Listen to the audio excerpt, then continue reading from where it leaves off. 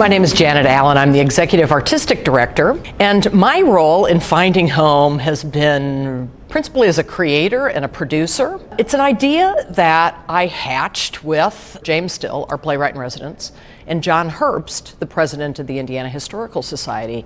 And this happened over a conversation about 5 years ago. We thought, with the bicentennial coming up, that we really wanted to create something theatrical to make a statement about how theater artists respond to place. That journey began very early on with Tim Grimm, who is the singer-songwriter who's created the score for Finding Home. Tim and his wife, Jan Lucas, chose to return to the Midwest about 20 years ago from LA, where they had really prosperous acting careers. And all those components have made them such interesting artists, and they apply that art both as actors and singer-songwriters. We had another great early collaborator on our project, and that was James Madison. Jim is the preeminent Indiana historian, emeritus scholar and professor at Indiana University. And Jim's insight into Indiana history is like no other. We spent some amazing hours with him talking about highlights of Indiana history, but also about essentially lowlights, the secrets, the things that people ought to know about but they don't.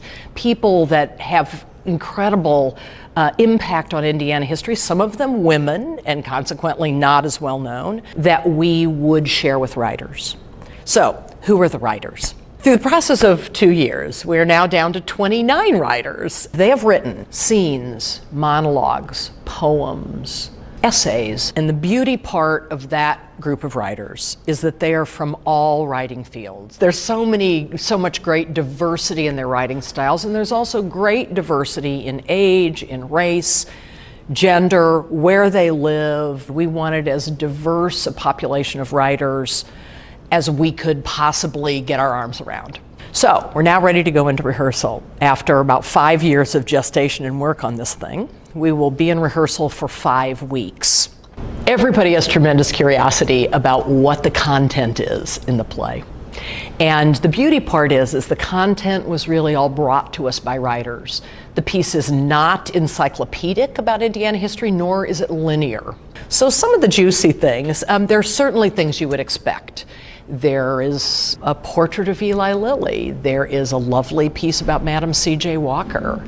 There's a great thing about James Whitcomb Riley. There's a great excerpt from one of Vonnegut's novels, because we just couldn't resist including a piece that Vonnegut had written himself. There's some of those kind of greatest hits Indiana folks. But there's also a lot of pieces about people that we don't know. And that's one of the beauty parts of a piece like this, where we've invited writers to connect with stories that really animated them, told in lots of different forms, told through music. Tim has written a number of songs about Native American culture in Indiana. We've had such a good time putting this together. And the purpose of a play like this is to invite as many of us as we can, kids, grown-ups, people who have lived here very little time, people who have spent their whole lives here, to reflect and discuss and be animated. What has it been to be in this place that is different from any other place?